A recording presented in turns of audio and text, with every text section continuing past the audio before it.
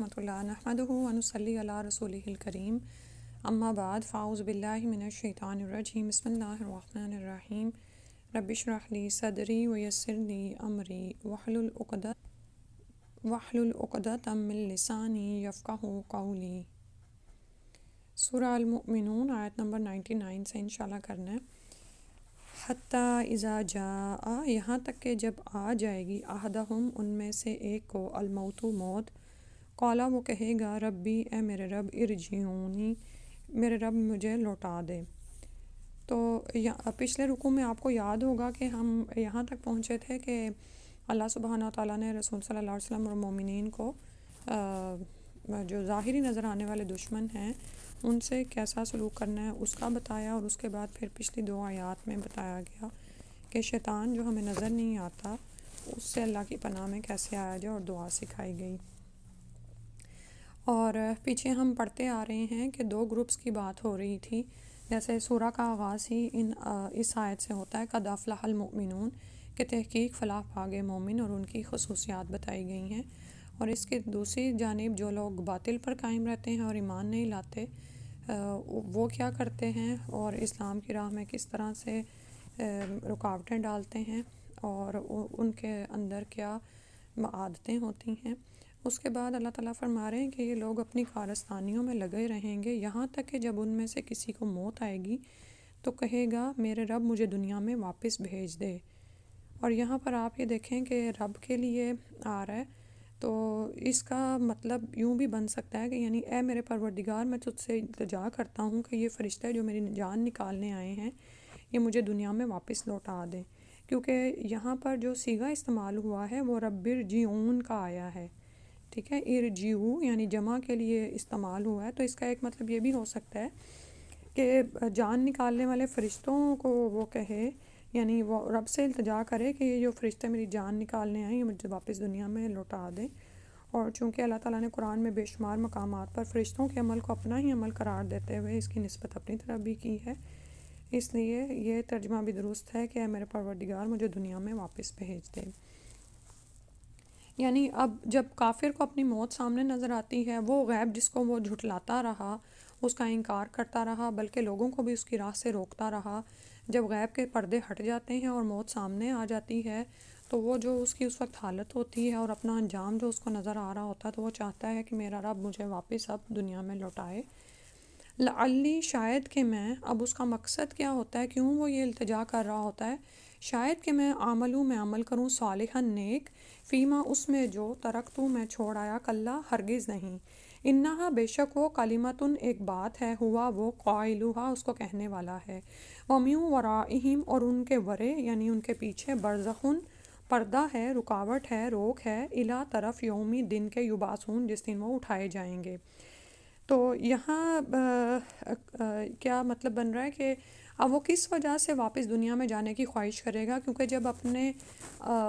मौत के सामने नज़र आने पर और गैब के पर्दे हटने पर वो अपने अंजाम बद को देखेगा, तो वो चाहेगा कि उसको दुनिया में वापस भेजा जाए ताकि वो अपने अमाल की इस्लाह करे और नेक काम करे,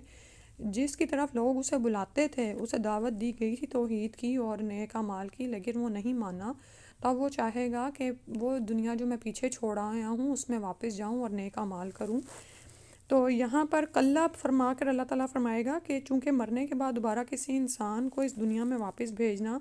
अल्लाह की कानून और मशीयत के ख़िलाफ़ है, लिहाजा अब ऐसा हरगिज़ नहीं हो सकता। और दूसरी बात यह है कि इन्नहा कलिमतुन हुआ क़ाइलुहा, कि जो मरने वाला कह रहा है कि अब मैं दुनिया में जाकर बुरे अमाल के बजाय नेक अमाल करूँगा, तो ये एक बेकार सी बात है, क्योंकि अब उसने मुशाहिदा कर लिया, मौत के वक्त के हालात का मुशाहिदा किया, और फ़रिश्तों को देखने के बाद तो ईमान बिल गैब रहा ही नहीं। असल जो मतलूब है इंसान से वो क्या है कि वो गैब पर ईमान लेकर आए,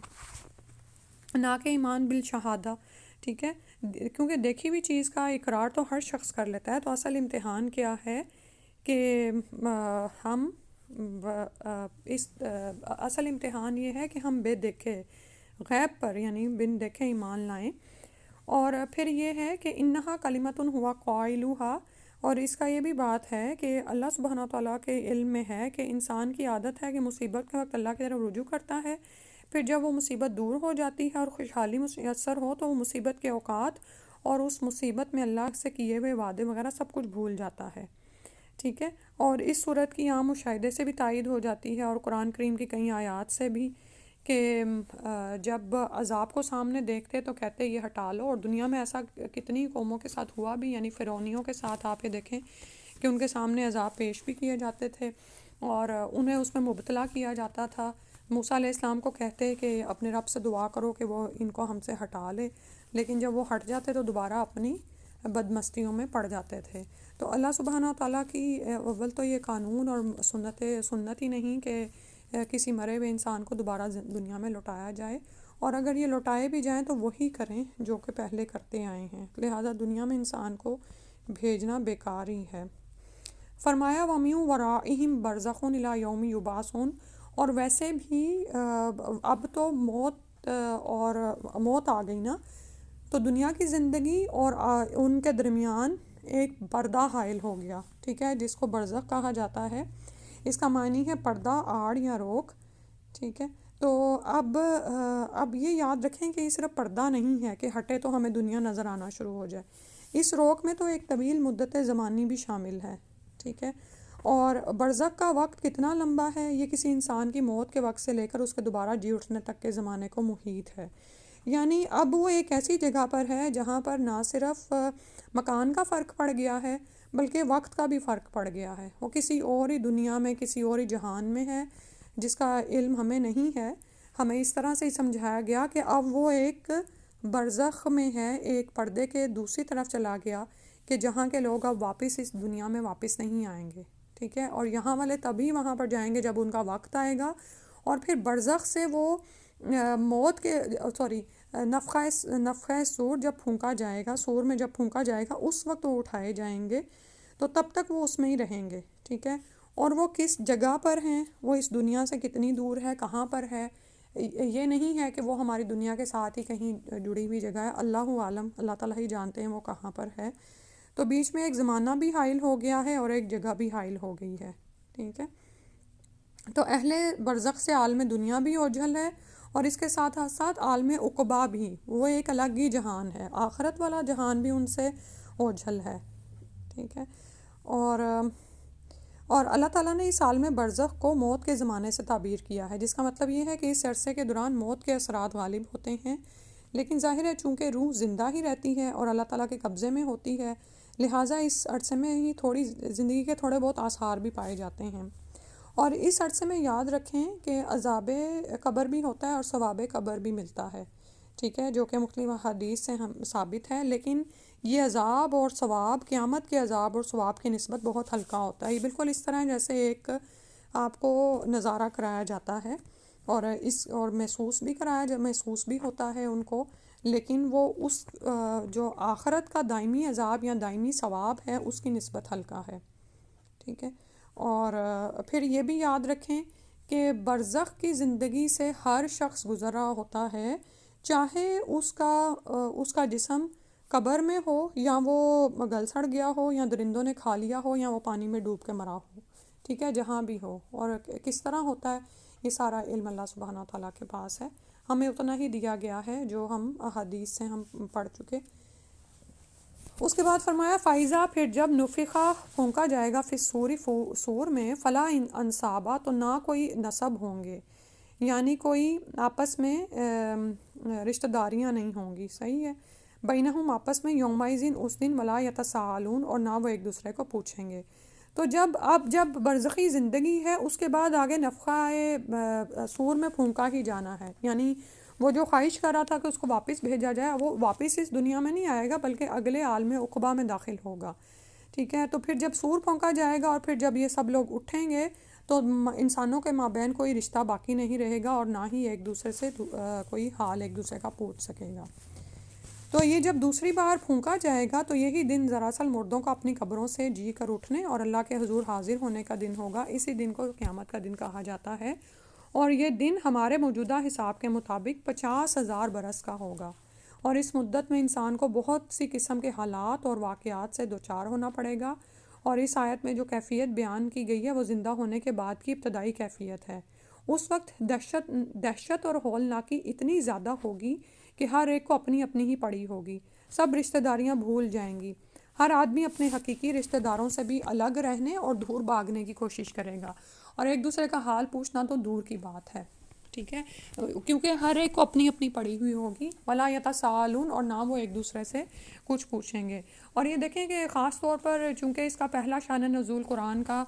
قریش مکہ ہیں، تو قریش مکہ کا کیا معاملہ تھا کہ وہ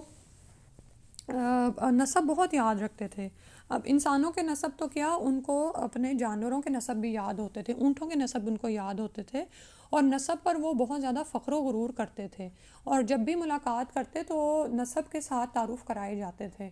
ٹھیک ہے۔ تو اب یہ دیکھیں کہ ان کو یہ سمجھایا جا رہا ہے، اور ہمیں بھی، کہ ایک ایسا دن کہ جس دن تم نسب سب کچھ بھول جاؤ گے، ایک دوسرے کو ہی بھول جاؤ گے، صرف اپنی اپنی پڑی ہوئی ہوگی۔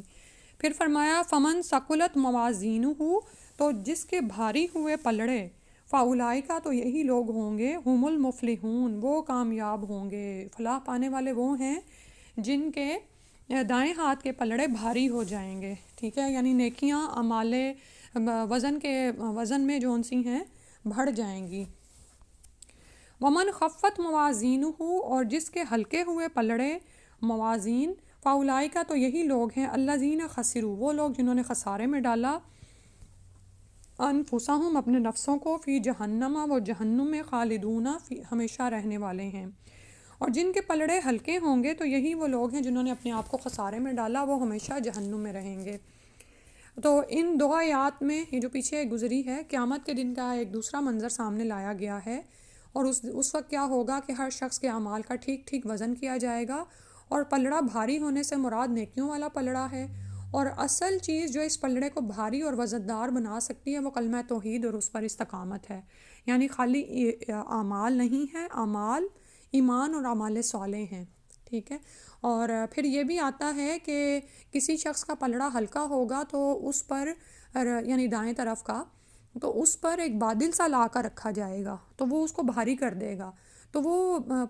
یعنی کہ پوچھا جائے گا کہ یہ کیا چیز ہے جس نے اس کو بھاری کیا، تو وہ دراصل اس شخص کا سکھایا ہوا علم ہوگا جو اس نے دوسروں کو دیا،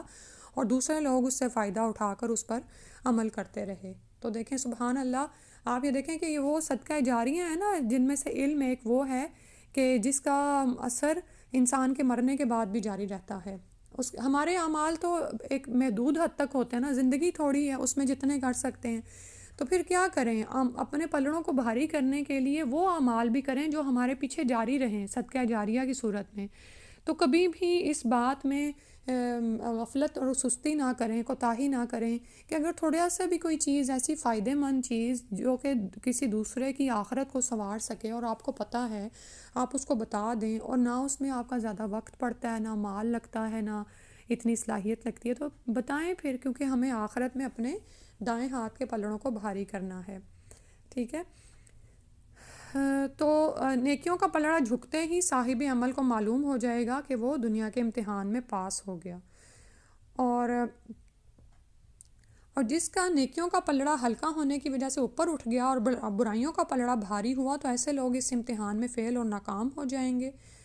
اور پھر ایک تو اس ناکامی پر انہیں افسوس اور حسرت ہوگی، اور عذاب ان کے لیے پہلے سے ہی تیار ہوگا۔ تو یہی وہ لوگ ہیں جنہوں نے اپنے نفسوں کو خسارے میں ڈالا ہوگا، اور نعوذ باللہ پھر کیا ہے، فی جہنم خالدون، ہمیشہ ہمیشہ کے لیے ان کے لیے جہنم ہوگی۔ اور اس کی ظاہر ناکامی کی بڑی وجہ کیا ہے کہ وہ اللہ کی توحید کے اقرار کے ساتھ ساتھ شرک بھی کرتے رہے، اور خسروا انفسہم، کہ دنیا میں جو وہ دیکھنے کو اچھے اعمال کرتے رہے، جو سوشل ورک یا وہ کرتے تھے، وہ اللہ کے ہاں قبول اس لیے نہیں ہوں گے کہ ان کے ساتھ ایمان نہیں ہے، شرک کی آمیزش کی وجہ سے وہ اعمال ان کے کام نہیں آئیں گے۔ اللہ اکبر، اللہ سبحانہ تعالیٰ ایسے برے انجام سے بچائے، آمین۔ پھر اگلی آیت 104 میں فرمایا تلفح وجوہہم النار، وہی جہنم کی بات ہو رہی ہے کہ جھلسا دے گی ان کے چہروں کو آگ، وہم فیہا کالحون، اور وہ اس میں تیوری چڑھانے والے ہیں۔ کلحہ کا لغوی معنی ہوتا ہے بد شکل ہونا یا حلیے کا اس طرح بگڑ جانا جس سے انسان بدصورت اور ڈراؤنا معلوم ہو، کہ ایسے کہ اوپر کا ہونٹ اوپر کو اٹھ جائے اور نیچے کا نیچے کو، اور بڑے بڑے دانت سامنے نظر آئیں، یعنی اور یعنی جہنم میں جاتے ہی آگ ان کے چہروں کو جھلسا دے گی اور ان کے چہروں کا حلیہ بگاڑ کر رکھ دے گی. استغفر اللہ ربی من کل ذنب واتوب الیہ. کہا جائے گا الم تکن آیاتی، کیا نہیں تھی میری آیتیں، تتلا علیکم پڑھی جاتی تم پر، فکن تم تو تھے تم بہا اس کا تکذبون، تم انہیں جھٹلا دیا کرتے تھے. یعنی یہ جو تمہارا انجام اس وقت ہوا ہے، اب یہ دیکھیں کہ نعوذ باللہ وہاں پر ایک تو عذاب میں ہیں، اوپر سے اب ان کو یاد کرایا جا رہا ہے کہ اللہ کی طرف سے توحید کا پیغام تمہاری طرف آیا تھا، آیتیں تم پر پڑھی جاتی تھیں، اللہ کی نشانیاں تمہیں دکھائی جاتی تھیں، تم پر آیات تلاوت ہوتی تھیں، تمہیں توحید کی طرف بلایا جاتا تھا، لیکن تم اس کو جھٹلاتے تھے. قالو، وہ کہیں گے ربنا، اے ہمارے رب، غلبت غالب آ گئی علینا ہم پر، شقوتنا ہماری بدبختی، وکننا قوما ضالین اور تھے ہم گمراہ لوگ. اب وہ کہیں گے یا اللہ ہم پر ہماری بدبختی غالب آ گئی کہ ہم نے تیری آیتوں کو کوئی اہمیت ہی نہیں دی، الٹا ان کو جھٹلا دیا، اپنے ہی نفسوں کا نقصان کر بیٹھے، ہم تو واقعی گمراہ لوگ تھے. مان جائیں گے وہاں پر، تسلیم کر لیں گے اور درخواست کریں گے ربنا، اے ہمارے رب، اخرجنا منہا، نکال ہم کو اس سے، اس جہنم سے، فَإِنْ عُدْنَا، پھر اگر ہم دوبارہ کریں، فَإِنَّا ظَالِمُونَ، تو بے شک ہم ظالم ہوں گے. یعنی اے اللہ ہمیں اس آگ سے نکال دے، اگر ہم دوبارہ ایسا قصور کریں تو واقعی ہم ظالم ہوں گے. یعنی ظالم لوگ موت کے وقت بھی دوبارہ دنیا میں جانے کی التجا کریں گے، جیسا کہ ابھی گزرا ہے پیچھے آیت نمبر 100 میں، اور اسی طرح سے دوزخ کے میں داخل ہونے کے وقت بھی وہ التجا کریں گے کہ یا اللہ ہمیں دوبارہ مہلت دے، ہم ایسا نہ کریں جو ہم کر کے یہ برے انجام سے دوچار ہوئے، ہم ان اعمال سے باز آئیں گے اور اچھے اعمال کریں گے. فائن ادنا، اور اگر ہم ایسا کریں گے تو ہم یقیناً ظالم ہیں. تو اللہ سبحانہ تعالیٰ کی طرف سے جواب ہوگا، قالا، وہ فرمائے گا، اخساؤ، مجھ سے دور ہی رہو، دفع ہی رہو، فیہا، اس میں. نعوذ باللہ من ذالک، جیسے کتے کو دھتکارنے کے لیے ہماری زبان میں در در کے الفاظ آتے ہیں نا، اخسا ان کے لیے ہوگا. ولا تکلمونی، اور مجھ سے بات بھی نہ کرو. استغفر اللہ. تو اللہ تعالیٰ ان کی التجا کے جواب میں فرمائے گا کہ تم اس قدر ذلیل مخلوق ہو کہ تمہارا اس جہنم میں پڑے رہنا ہی مناسب ہے، اور آئندہ مجھ سے کوئی ایسی التجا نہ کرنا، مجھ سے بات بھی نہ کرنا. انہو کانا فریق من عبادی، پھر ان کو کہا جائے گا کہ بے شک وہ تھا ایک جماعت، ایک فریق تھا، من عبادی، میرے بندوں میں سے، یقولون ربنا، وہ کہتے تھے، وہ دعائیں مانگتے تھے کہ اے ہمارے رب، آمنا، ہم ایمان لے آئے، فاغفر لنا، پس بخش دے ہمیں، ورحمنا، اور ہم پر رحم کر، وانت خیر الراحمین، اور تو بہترین رحم کرنے والا ہے. تو بات یہ ہے کہ جب میرے بندے کچھ یہ دعائیں کرتے تھے کہ اے ہمارے رب، ہم ایمان لے آئے ہیں، بس ہمارے اپنے ایمان کو وسیلہ بناتے تھے کہ تو ہمارے گناہوں کو بخش دے اور ہم پر رحم کر، اور تو سب رحم کرنے والوں سے بہترین رحم کرنے والا ہے. ٹھیک ہے، تو اب یہ ان کفار کو سنایا جا رہا ہے جو کہ اللہ سے درخواست کریں گے، اور ان دعاؤں کے جواب میں اللہ تعالیٰ کہہ رہے ہیں کہ یہ کافر دنیا میں کیا کرتے تھے، جب مومن دعائیں مانگتے تھے تو یہ ان کا فَاتَّخَذْتُمُوهُ سِخْرِيًّا، تو بنا لیتے تھے تم ان کا مذاق، یعنی مومنوں کو کے ساتھ تم ہنسی مذاق کرتے، ان کا مذاق اڑاتے تھے، حتیٰ یہاں تک کہ انسوکم، بھلا دیا تم کو، ذکری، میرا ذکر، یعنی انہوں نے تم کو میرا ذکر ہی بھلا دیا، وکنتم منہم، اور تھے تم ان سے تضحکون، تم ہنسا کرتے تھے. آپ یہ دیکھیں کہ دنیا میں مومن دعائیں کرتا ہے اللہ سے، لیکن کافر تو توحید کو کوئی چیز ہی نہیں سمجھتے، وہ رسالت پر اور اللہ کی آیتوں پر، اللہ کی وحدانیت پر، اور کچھ تو ایسے ہیں جو اللہ کے وجود کا ہی انکار کر دیتے ہیں. تو جب وہ مومنین کو دیکھتے ہیں کہ مومنین نے اپنی زندگی بدل دی اور راہ راست پر آ گئے، اور اب اللہ تعالیٰ سے التجائیں کرتے ہیں، فریادیں کرتے ہیں، دعا کرتے ہیں، اور مومن کی زندگی کا شعار ہی کیا ہے؟ دعا تو اس کا ہتھیار ہے، دعا میں تو ہر وقت مومن مشغول رہتا ہے. ٹھیک ہے، اور یہ چیز اپنی زندگی میں بھی دیکھا کریں. تو کافروں کا کیا معاملہ تھا کہ وہ ان مومنین کا مذاق اڑاتے تھے کہ دیکھو، جب یہ بیچارے مومن اللہ کے آگے دعا استغفار کرتے یا اللہ کے سامنے جھکتے، اللہ کی عبادت کرتے، تو یہ کافر ان پر ہنستے تھے، ٹھٹھا کرتے تھے، ان کی نیک خصلتوں کا مذاق اڑاتے. اور اللہ تعالیٰ کہتے ہیں حتیٰ انسوکم ذکری، یہاں تک کہ ان کے پیچھے پڑے رہنے کی وجہ سے تم نے میری یاد بھی بھلا دی، تم ان کا مذاق اڑانے میں اتنے محو ہوئے کہ تمہیں بھول ہی گیا کہ وہ تو اپنے تمہارے بھی رب کو پکارے نا، وہ تمہارا بھی رب ہے جسے تمہیں بھی پکارنا چاہیے۔ تو تمہیں اس بات کا احساس ہی نہ رہا کہ تمہارے سر پر وہی ہستی موجود ہے جس کو یہ مومن بلا رہے ہیں، اور جو ہر وقت تمہارے کرتوتوں کو دیکھ رہی ہے، اور وہ تمہیں تمہاری شرارتوں کی سزا دینے پر قادر بھی ہے۔ وَكُنْتُم مِّنْهُمْ تَضْحَكُونَ، اور تم تو ان مومنوں سے ہنسا کرتے تھے۔ آئیے دیکھیں کہ اس آیت کو نا محسوس کریں اور زندگی میں دیکھیں کہ ایسا تو نہیں ہے کہ کافروں کا مذاق اڑانے کی وجہ سے ہم اپنے شعار ہی چھوڑ دیں، ہم تسبیح پکڑنا ہی چھوڑ دیں، یا ہم اللہ سے دعائیں کرنا ہی چھوڑ دیں کہ کافر تو ہم پر ہنستے ہیں، اور یہ کیا تم ہر وقت اللہ کو ہی پکارتے رہتے ہو، ہر چیز میں تمہیں رب بھی یاد آتا رہتا ہے، جب دیکھو تم سجدوں میں ہی پڑ جاتے ہو، جب دیکھو تمہیں نمازوں کی رہتی ہے۔ بھئی یہ تو دین اسلام نے ہمیں تحفہ دیا ہوا ہے۔ رب کا تعلق تو وہ تعلق ہے جو آپ کو ابدی زندگی میں کامیابی عطا کرنے والا ہے، ٹھیک ہے۔ تو اور آج نعوذ باللہ دیکھیں مومنوں میں ہی، یعنی مسلمانوں کے گھرانوں میں ہی کچھ ایسے لوگ ہیں جو ان چیزوں کا مذاق اڑاتے ہیں کہ یہ کیا ہر وقت نمازیں ہی پڑھتے رہتے ہو یا دعائیں ہی مانگتے رہتے ہو۔ اللہ سبحانہ تعالیٰ ہمارے حال پر رحم فرمائے، آمین، اور ہمیں خود سے جڑنے کی توفیق دے دے، اور ہم دعاؤں کے ذریعے اللہ سے جڑے ہی رہیں، آمین۔ انی جزیتہم الیوم، سبحان اللہ، اب ان مومنین کا انجام ان کو بتایا جا رہا ہے کہ بے شک میں نے بدلہ دیا ان کو آج کے دن، بما صبروا، بوجہ اس کے جو انہوں نے صبر کیا، انہم ہم الفائزون، کہ بے شک وہی کامیاب رہے ہیں۔ سبحان اللہ، آپ یہ دیکھیں کہ دنیا کا کوئی امتحان ہو اور آپ ساری دنیا اکٹھی ہو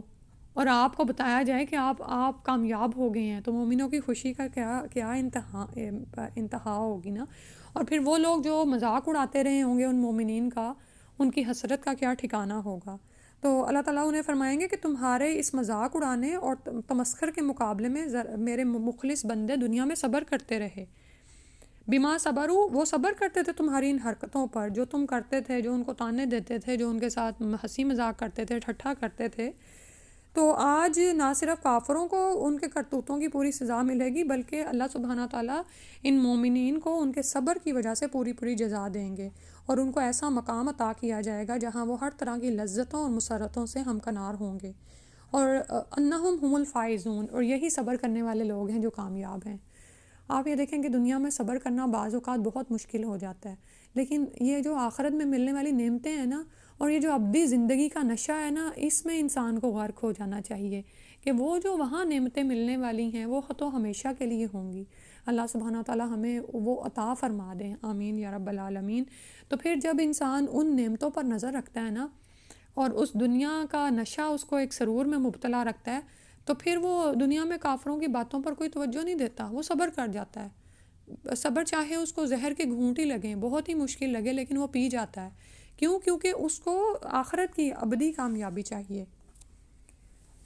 قَالَ كَمْ لَبِثْتُمْ فِي الْأَرْضِ عَدَدَ السِّنِينَ، کہا کہ کتنا عرصہ رہے تم زمین میں، عدد گنتی، سنینہ سالوں کی۔ پھر اللہ تعالیٰ ان سے پوچھے گا بتاؤ تم کتنے سال زمین میں رہے۔ قالوا، وہ کہیں گے لبثنا، ٹھہرے ہم، یومن، ایک دن، او بعد یوم، یا دن کا کچھ حصہ، فاسأل العادین، تو پوچھ لیجئے گننے والوں سے۔ تو وہ کہیں گے یہی کوئی دن یا ایک دن یا دن کا کچھ حصہ رہیں گے۔ تو مذاق اڑانے والوں اور دوزخ میں داخل ہونے والوں سے اللہ تعالیٰ یا اس کے فرشتے سوال کریں گے بھلا بتاؤ تو تم زمین میں کتنے سال مقیم رہے۔ تو اس سوال میں زمین سے مراد صرف دنیا کی زندگی بھی ہو سکتی ہے اور قبر کی زندگی سمیت مجموعی زندگی بھی، جس کے جواب میں وہ کہیں گے کہ ہمیں تو ایسا ہی معلوم ہوتا ہے کہ ہم زمین میں کوئی ایک آدھ دن مقیم رہے ہیں، اور ٹھیک مدت تو شمار کرنے والے ہی بتا سکتے ہیں، ان سے پوچھ لیجئے۔ اور یہاں پر عادین سے مراد یعنی جو شمار کرنے والے ہیں وہ اعمال نامہ مرتب کرنے والے فرشتے بھی ہو سکتے ہیں، جو ایک دن بلکہ ایک گھڑی کے اعمال ساتھ ہی ریکارڈ کرتے جا رہے ہیں۔ آپ یہ دیکھیں کہ دنیا میں انسان کو یہ زندگی اتنی لمبی لگتی ہے، یہی وہ زندگی ہے نا، ہے تو فانی، لیکن انسان اس کے دھوکے میں اس بری طرح سے گرفتار ہے کہ اس چند لمحوں کی زندگی کے پیچھے اپنی سینکڑوں ہزاروں ان لمیٹڈ زندگی کو خطرے پہ، داؤ پہ لگا دیتا ہے، ٹھیک ہے۔ یعنی انسان سے دنیا میں کیا مطلوب ہے کہ وہ اللہ کی عبادت کرے، اس کی عبادت کے ساتھ کسی کو شریک نہ ٹھہرائے، آخرت کی زندگی پر ایمان لے آئے اور اس آخرت کی زندگی کو ترجیح دے، اس کے لیے تیاری کرے، لیکن دنیا میں انسان کو یہ کتنا مشکل لگتا ہے کہ دنیاوی مفادات کو وہ کیسے چھوڑے، دنیا کی رونق سے، اس کے دھوکے سے باہر کیسے آئے۔ تو یہ آیت انسان کو یاد کراتی ہے کہ دیکھو یہ جو زندگی تم گزار رہے ہو نا، یہ جب تم مرو گے تو ایک دن یا دن کا کچھ حصہ لگے گی۔ اور آپ یہ دیکھیں کہ جب وہاں پر وہ عذاب کو دیکھیں گے، اور عذاب کی تو ایک گھڑی گزارنا بھی کتنا مشکل ہوتا ہے۔ آپ یہ دیکھیں کہ دنیا میں انسان کو اگر کوئی تکلیف آ پڑے تو تکلیف کی گھڑیاں نہیں گزرتی، خوشی کے لمحے تو فٹافٹ ہی گزر جاتے ہیں۔ تو انسان وہاں کی ابدی یعنی جو تکلیفیں ہیں ان سے بچنے کے لیے اس دنیا میں صبر کر لے۔ اللہ اکبر۔ اور اسی طرح آپ یہ دیکھیں کہ جب انسان اس طرح سوچے نا کہ دنیا تو عارضی ہے، گزر جانے والی ہے، تھوڑے ہی دیر کی ہے، تو پھر صبر بھی کر جاتا ہے کہ کوئی نہیں، اس دنیا میں تکلیف پہنچی ہے نا، کوئی نہیں، اس دنیا میں چھن گیا نا، کچھ نہیں، اللہ کے لیے صبر کر لیتے ہیں، اس دنیا میں تو ہمیشہ کے لیے ملے گا اور ابدی ہوگا، اور اس سے بڑھ کر بہت کچھ ہوگا۔ قَالَ إِن لَبِثْتُمْ إِلَّا قَلِيلًا، وہ اللہ تعالیٰ فرمائے گا نہیں ٹھہرے تم مگر بہت ہی تھوڑا، لو انکم، کاش بے شک کہ تم کنتم تعلمون، تم جانتے ہوتے۔ یعنی یہی بات تو اللہ تعالیٰ نے تمہیں فرمائی تھی، دنیا میں تمہیں یہی تو سمجھایا جا رہا تھا کہ تمہاری یہ دنیا کی زندگی چند روزہ اور ناپائیدار ہے، تو دنیا اور اس کے ساز و سامان پر مست نہ ہو جاؤ بلکہ آخرت کی فکر کرو۔ لیکن اس وقت تو تم ہماری باتوں کا مذاق اڑاتے تھے اور یہ سمجھے بیٹھے تھے کہ بس دنیا ہی کی زندگی اصل حقیقت ہے، جتنے مزے ہم اڑا سکتے ہیں اڑا لیں، ٹھیک ہے، یہ جہان تو سامنے ہے، وہ جہان کس نے دیکھا، مزے یہیں پہ ناؤز باللہ کر لو۔ تو یہاں پہ تو دنیا کی زندگی گزارتے ہوئے لوگوں کا یہ حال ہے کہ پتہ نہیں موقع کب ملے گا، بس سب کچھ سمیٹ لو، چاہے کسی کا حق غصب کرنا پڑے، چاہے کسی کو ناحق مارنا پڑے، جو بھی ظلم و زیادتی روا رکھنی پڑے، ناؤز باللہ۔ تو وہاں پر پہنچ کر کافر خود اس بات کا اقرار کرے گا کہ تھوڑی ہی مدت تو ٹھہرے ہیں، جہنم کا ایک چکر ہی لگنے سے ان کو اندازہ ہو جائے گا کہ وہ راحتیں، وہ جو آسائشیں دنیا میں ان کو حاصل تھیں اور جن کے پیچھے وہ بے قرار تھے،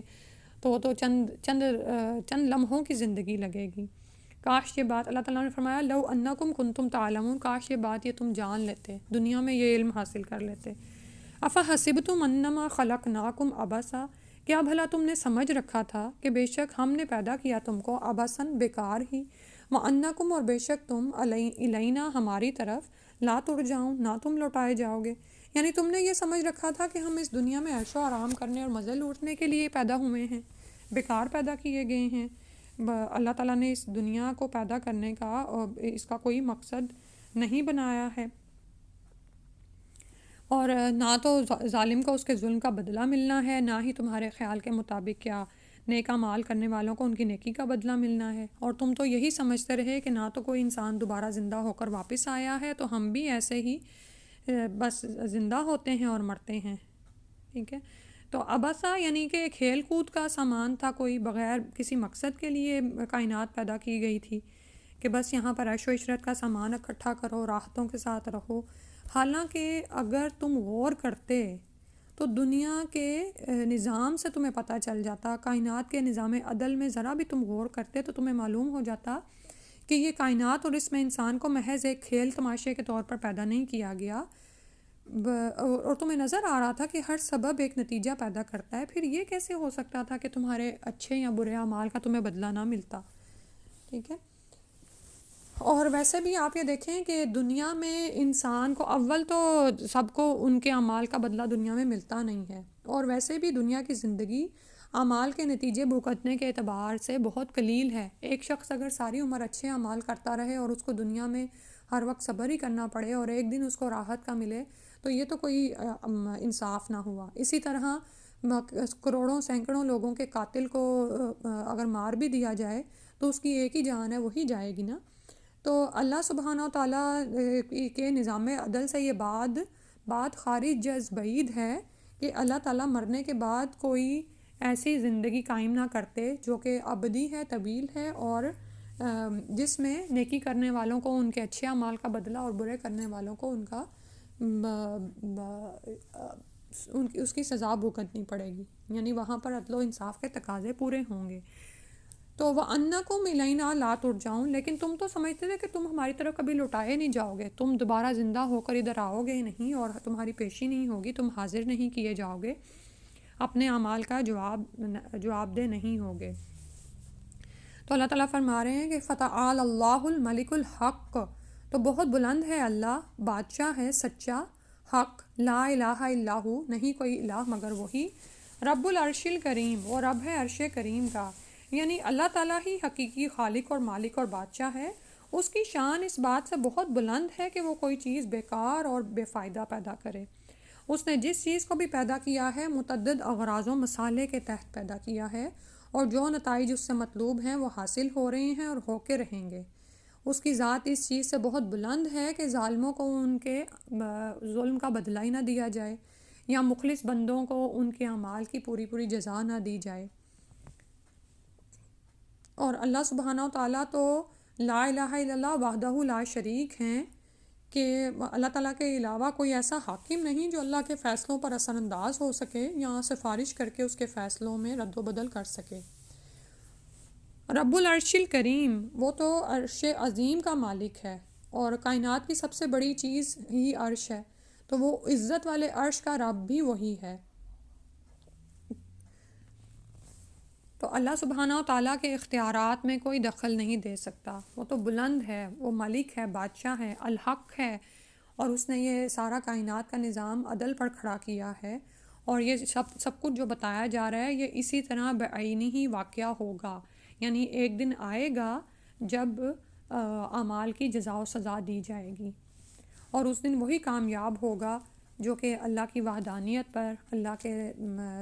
یعنی اس کلمہ توحید پر ایمان لے آیا ہوگا، اللہ تعالیٰ کے عرش کریم کے رب ہونے پر ایمان لے آیا ہوگا، اللہ کے اختیارات کے ساتھ اس نے کسی کو شریک نہ ٹھہرایا ہوگا۔ پھر فرمایا وَمَن يَدْعُو مَعَ اللَّهِ إِلَٰهًا آخر، اور جو کوئی پکارے اللہ کے ساتھ کوئی دوسرا الہ، لا برہان لہو، نہیں ہے اس کے لیے کوئی دلیل، بھی اس کی، فَإِنَّمَا، تو بے شک حسابہ، اس کا حساب، عند ربی، اس کے رب کے پاس ہے، اِنَّهُ لَا يُفْلِحُ الْكَافِرُونَ، بے شک نہیں فلاح پائیں گے کافر۔ ایک وہ شخص ہے جو اللہ کی وحدانیت پر ایمان لے آتا ہے، اور دوسرا وہ جو اللہ کے ساتھ کسی دوسرے الہ کو پکارے اور اس کے پاس اس کی کوئی نقلی عقلی دلیل موجود نہیں ہے۔ یعنی آپ یہ دیکھیں کہ یہ لوگ جو اللہ کے ساتھ دوسروں کو بھی پکارتے ہیں اور شریک کرتے ہیں اللہ کے، اور انہیں اپنا حاجت روا اور مشکل کشا سمجھتے ہیں، تو ان کے پاس لا برہان لہو بھی، اس بات کی کوئی عقلی نقلی دلیل نہیں ہے۔ یہ باتیں صرف ان کے من گھڑت قصوں کی بنیاد پر بنائی گئی ہوتی ہیں، بس ان کے وہم و گمان ہیں، یا پھر یہ کہ اپنے آباء و اجداد کی تقلید کی وجہ سے یہ نظریے ان میں رواج پا جاتے ہیں۔ تو اللہ تعالیٰ نے فرمایا ایسے مشرکوں کا حساب، فَإِنَّمَا حِسَابُهُ عِندَ رَبِّ، اللہ تعالیٰ کے ہاں ہے، اللہ تعالیٰ ان کا پورا پورا حساب لے گا، ہر ایک کو اس کے جرم کے مطابق سزا دی جائے گی۔ اِنَّهُ لَا يُفْلِحُ الْكَافِرُونَ، ایسے کافر، ہٹ دھرم، منکر لوگ جو سمجھانے پر بھی باز نہیں آتے، آخرت میں کبھی کامیاب نہیں ہوں گے۔ سورہ کا آغاز ہوا تھا قد افلح المؤمنون، مومنین تو فلاح پا جائیں گے، اور دوسری طرف کافر وہ کبھی بھی فلاح نہیں پائے گا۔ اور آخر میں فرمایا رسول صلی اللہ علیہ وآلہ وسلم کو وَقُلْ رَبِّ اغْفِرْ وَارْحَمْ، اور کہہ دیجئے میرے رب بخش دے، وارحم، اور رحم فرما، وَأَنْتَ خَيْرُ الرَّاحِمِينَ، اور تو سب رحم کرنے والوں میں سے اچھا ہے۔ تو پہلے بھی آیا کہ مومنین تو دعا کرتے ہیں اللہ تعالیٰ سے کہ ہم ایمان لے آئے تو ہمیں بخش دے، اور اب یہاں پر اس آیت میں بھی کیا فرمایا جا رہا ہے کہ اللہ تعالیٰ سے استغفار طلب کی جائے، ٹھیک ہے۔ رسول صلی اللہ علیہ وسلم کو کہہ کر ہمیں بھی فرمایا جا رہا ہے کہ ہر حال میں اللہ تعالیٰ سے رحم اور مغفرت کی دعا مانگتے رہا کریں، خواہ کافر مذاق اڑاتے رہیں، جو بھی کرتے رہیں، ٹھیک ہے۔ تمہیں یہ یقین رکھنا چاہیے اور یہ دعا کرنی چاہیے کہ اے میرے رب مجھے بخش دے اور مجھ پر رحم کر، اور وَأَنْتَ خَيْرُ الرَّاحِمِينَ، اور اللہ تعالیٰ سب رحم کرنے والوں سے بڑھ کر رحم کرنے والا ہے، تو وہ ضرور ہم پر رحم کرتے ہوئے ہماری تقصیرات اور خطاؤں کو معاف فرما دے گا، اور ہمیں دنیا اور آخرت کی کامیابیاں اور بھلائیاں عطا فرمائے گا، آمین یا رب العالمین۔ ان آیات کی تلاوت سن لیتے ہیں 99 سے۔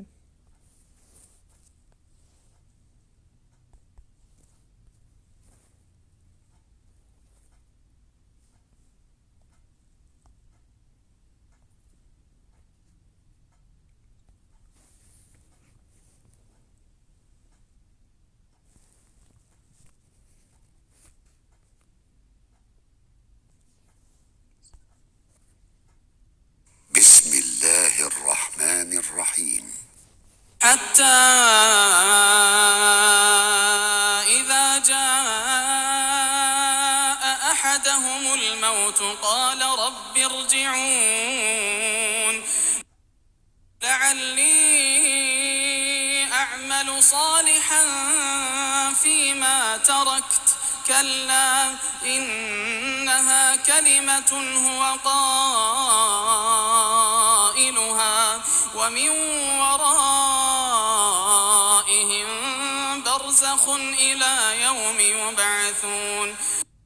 فإذا نفخ في الصور فلا أنساب بينهم يومئذ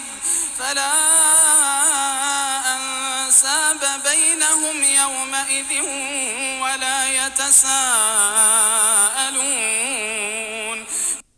فمن ثقلت موازينه فأولئك هم المفلحون ومن خفت موازينه فأولئك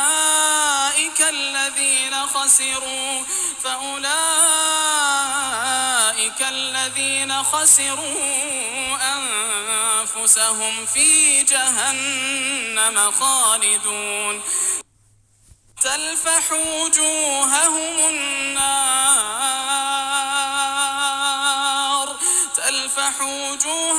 النار وهم فيها كالحون ألم تكن آياتي تتلى عليكم فكنتم بها تكذبون قالوا ربنا غلبت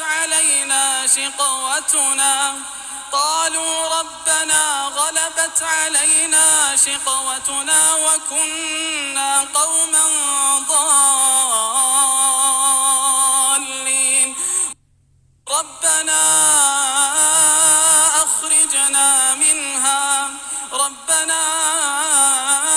أخرجنا منها فإن عدنا فإنا ظالمون قال اخسئوا فيها ولا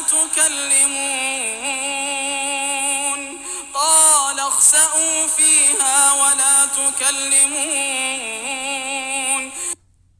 إنه كان فريق من عبادي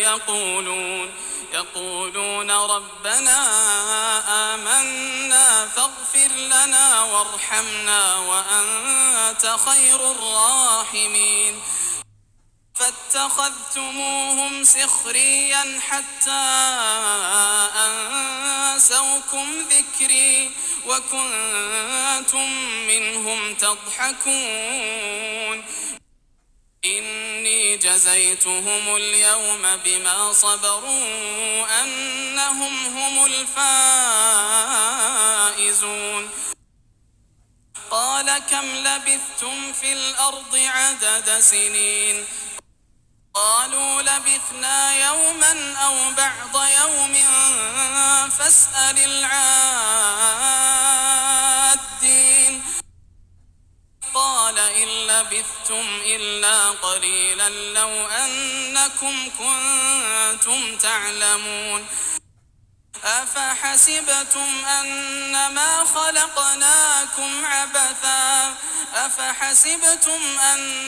خلقناكم عبثا وأنكم إلينا لا ترجعون فتعالى الله الملك الحق لا إله إلا هو رب العرش الكريم ومن يدع مع الله إلها آخر لا برهان له به فإنما حسابه عند ربه إنه لا يفلح الكافرون وقل رب اغفر وارحم وأنت خير الراحمين.